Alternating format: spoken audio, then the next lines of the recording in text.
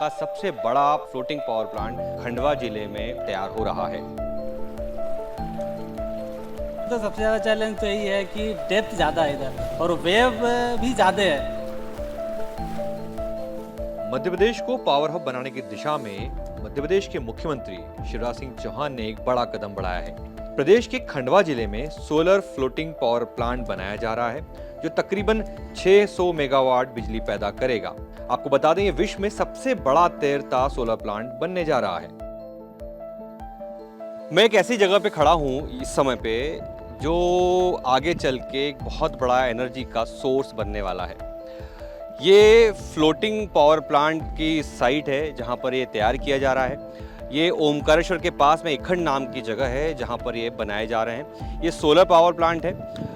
ये खंडवा डिस्ट्रिक्ट में आता है। खंडवा से तकरीबन 70-80 किलोमीटर और अगर ओमकारेश्वर से बात करें करीब 15 से 20 किलोमीटर के डिस्टेंस पे दोनों के बीच में है और ये रिजर्वायर है ओमकारेश्वर डैम का। तो ये क्यों खास है और आज हम ये क्यों खड़े हैं, क्योंकि ये अपनी तरह का एक यूनिक तरह का पावर प्लांट होगा कि आप रिजर्वायर में सोलर पैनल को यहाँ पे इंस्टॉल किया जाएगा और उससे बिजली पैदा की जाएगी जो आसपास के कई क्षेत्र में फ़ायदेमंद होगी। मैं बात कर रहा हूँ, मेरे साथ मौजूद है गौरव जी जो सोलर एक्सपर्ट हैं और गवर्नमेंट की टीम के साथ यहाँ पे पूरे प्रोजेक्ट को हैंडल कर रहे हैं। गौरव जी बहुत बहुत स्वागत है हमसे बात करने के लिए।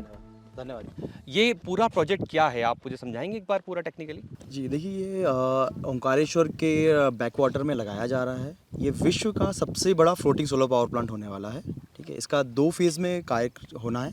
फर्स्ट फेज़ आप जैसे देख रहे हैं कि कार्यक्रम मतलब का वर्क चल रहा है यहाँ पर। फर्स्ट फेज़ में 3 कंपनियाँ काम कर रही हैं। तो अभी हम एक साइट पे खड़े हैं जहाँ पर SJVN as a developer work कर रही है और उनके अंडर में जो एग्जीक्यूशन का काम है वो L&T काम कर रही है। जी, तो ये जो साइट है इसके अलावा कितनी साइट है यहाँ पे अभी की स्थिति? अभी 2 साइट्स और हैं।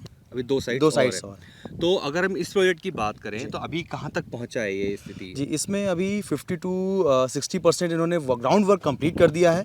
अभी 3 days before he launching activity start हो गई है जिसमें 0.5 मेगावाट का इन्होंने सक्सेसफुली लॉन्च कर दिया है। टेस्टिंग्स वगैरह सब हो गई हैं और उसके बाद में पर डे का इनका 2 मेगावाट्स का लॉन्चिंग का टारगेट है। तो नेक्स्ट कमिंग 3 मंथ्स में ये प्लांट आपको यहाँ पर पूरा फ्लोटिंग होते हुए दिखेगा जो कि एनर्जाइज फॉर्म में आ जाएगा। तो इससे अगर तीनों साइट की बात करूं तो हर साइट से टोटल कितना एनर्जी यहाँ से निकलेगा, बिजली कितना पैदा हर साइट से आप 100 मेगावाट एक एवरेज एवरेज निकलेगा? तो 300 मेगावाट फर्स्ट फेज निकलेगा। सेकंड ऐसे फेज 3 फेज होंगे ना?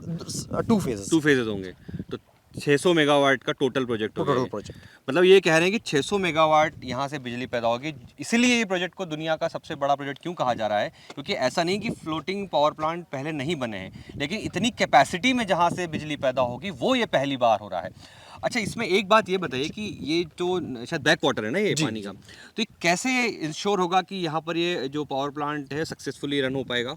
नहीं, देखिए ना, और भी प्रोजेक्ट्स पायलट प्रोजेक्ट्स चल रहे हैं, रनिंग में है जी। ऐसा नहीं ना, उसी का ये मल्टीप्लिकेशन में प्रोजेक्ट्स है। ओके। और यहाँ पर जो टेक्नोलॉजी यूज़ की जा रही है L&T के थ्रू, SJVN जो अदर डेवलपर्स हैं, अदर कंपनीज, टाटा पावर है, एम्प है, तो वो ऑल ओवर वर्ल्ड की जो बेस्ट टेक्नोलॉजी है वो यहाँ पर यूज़ की जा रही है। अच्छा, ये जो पावर प्लांट इस जगह को जो चुना गया है उसकी भी कोई खास वजह ही होगी, क्योंकि इसे ही क्यों चुना गया? बिल्कुल। देखिए, आप यहाँ का एनवायरनमेंट, दूसरा यहाँ का जो कंटूर है, यहाँ की जो साइट कंडीशंस हैं, वो solar power, floating solar power के लिए मतलब 100% फिजिबिलिटी के लिए और प्रोसेस में लेके आती है।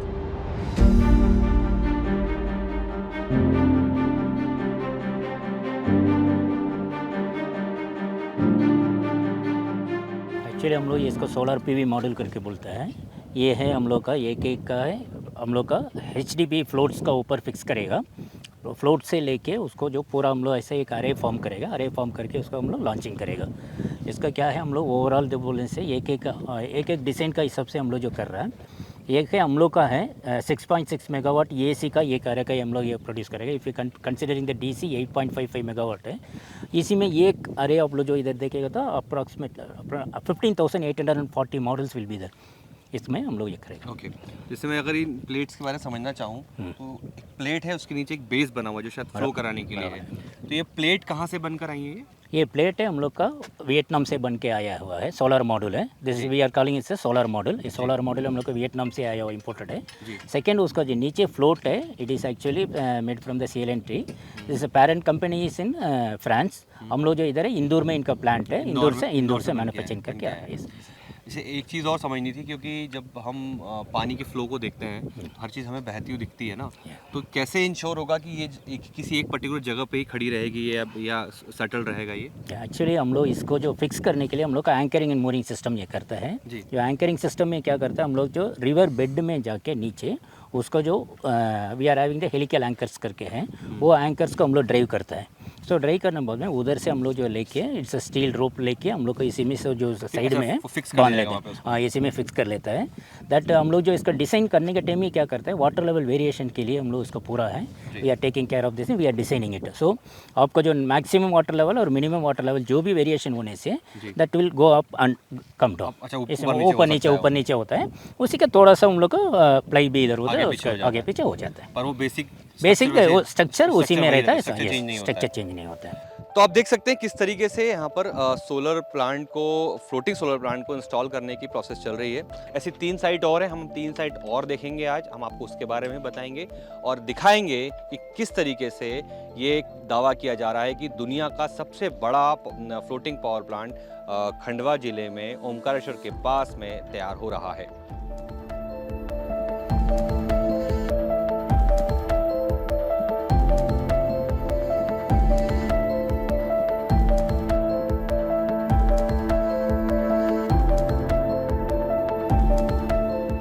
तो अब हम दूसरी साइट पर आए हैं। अभी हमने आपको पहली साइट दिखाई थी फ्लोटिंग पावर प्लांट की, अभी दूसरी साइट है। हम इसमें कोशिश करें, क्योंकि यहाँ पर सारी जो प्लेट्स हैं वो लगभग तैयार हैं और वो अब उस जगह पर जाने को तैयार है जहाँ पर उनको फिट किया जाना है, जहाँ से ये प्लांट पूरी तरह से सर्कुलेट किया जाएगा। तो हम आपको कोशिश करेंगे कि नाव के बोट से जाके कि ये चारों तरफ कैसा दिखता है और किस तरीके से ये अपने मूल रूप में आगे चल के दिखाई देगा। और साथ ही यहाँ मौजूद एक्सपर्ट से भी हम बात करके आपको बताएंगे कि क्या कुछ टेक्निकलिटीज़ हैं और क्या वो चैलेंजेस फेस कर रहे हैं इसको लेकर।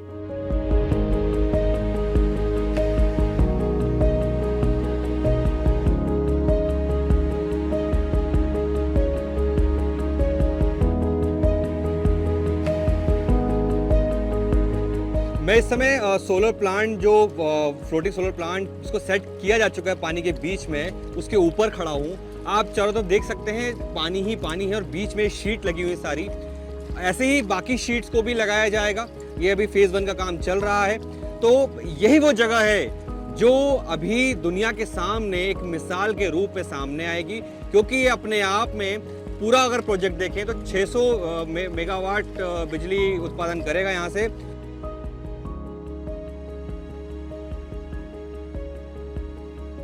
तो गौरव जी, हम अभी ये सेकंड वाले एरिया में आए हैं ना, राइट? यहाँ पे तो अभी ये जो अगर हम बात करें कि ये अभी तक का जो इंस्टॉलेशन यहाँ दिखाई दे रहा है, ये कितने बड़े एरिया में होगा?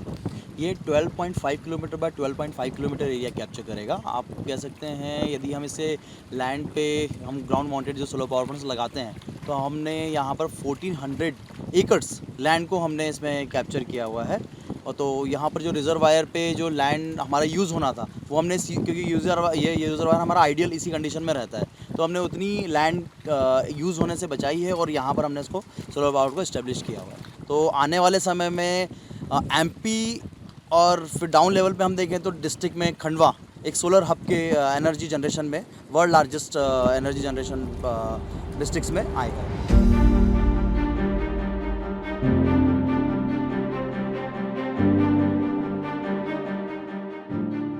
इसमें अगर मैं बात करूं कि आप लोगों ने यह जब काम शुरू किया तो क्या क्या चैलेंजेस फेस किए, उसको कैसे आप उस चैलेंज को क्रॉस कर निपट के आगे बढ़े? अभी मेनली चैलेंज बोले तो सबसे ज़्यादा चैलेंज तो यही है कि डेप्थ ज़्यादा है इधर और वेव भी ज़्यादा है। डेप्थ ज़्यादा है, एरिया ज़्यादा है, तो इसलिए वेव भी ज़्यादा आ रही है। तो इसको हम लोग थोड़ा सा डिफ़िकल्ट तो हुआ है मोरिंग या फिर एंकरिंग पर्पज़ से। तो एंकरिंग तो नहीं, फिर हम डेड ब्लॉक की तरह हम अंदर डाल के उसमें मोरिंग कर रहे हैं। दूसरा जो भी चैलेंज आ रहा है, बट उसको हम सही तरीके से विद सेफ्टी कर रहे हैं। उसको चैलेंजेस तो है।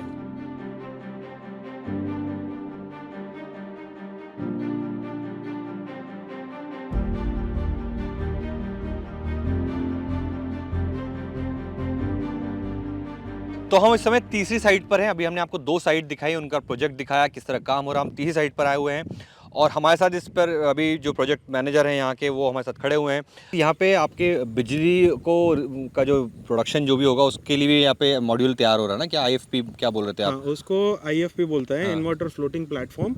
वो जो भी मॉड्यूल से पावर आ रहा है वो पावर पूरा मिला के एक launch IF inverter floating platform के ऊपर जाता है। मान ले अपना इन्वर्टर, ट्रांसफार्मर, ये सब फ्लोटिंग है, खाली मॉड्यूल नहीं है। ये जो पावर इक्विपमेंट्स है, पावर एक्सपोर्टिंग इक्विपमेंट्स है, वो सारे भी फ्लोटिंग में ही रहेगा।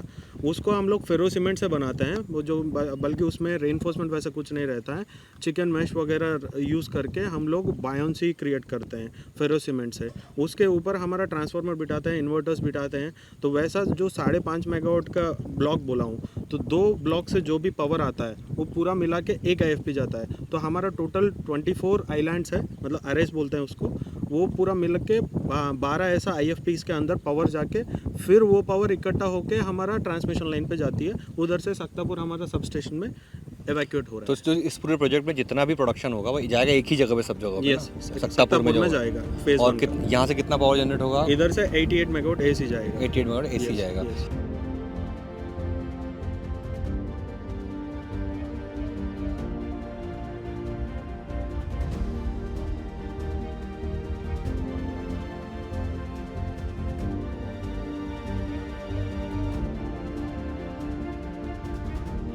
फ्लोटिंग सोलर का सबसे बड़ा चैलेंज होता है कि उसमें वाटर लेवल का मिनिमम वेरिएशन हो। ओंकारेश्वर डैम जो है वो इंदिरा सागर जो उससे बहुत बड़ा डैम है उसके डाउन स्ट्रीम में है। तो प्रैक्टिकली हम वाटर लेवल को ओंकारेश्वर में मैनेज करते हैं, इंश्योर करते हैं कि एक सर्टेन लेवल से ज़्यादा ना हो। तो यहाँ पर जो variation of water level is limited only to 5 metres, यानी मॉनसून में और गर्मियों में जब सबसे कम पानी रहता है, इस अवधि में भी इस ओंकारेश्वर डैम में केवल 5 मीटर का ही डिफरेंस होता है। तो जब डिज़ाइन करते हैं तो हमको उसकी जो लेंथ ऑफ रोप्स हैं उसको डिज़ाइन करने में आसान होता है। और चूंकि ये हमारे पास पूरी तरीके से कंट्रोल्ड वाटर डैम है, तो ये मॉनसून पर उतना निर्भर नहीं करता जितना कि इंदिरा सागर से वाटर रिलीज़ पर निर्भर करता है।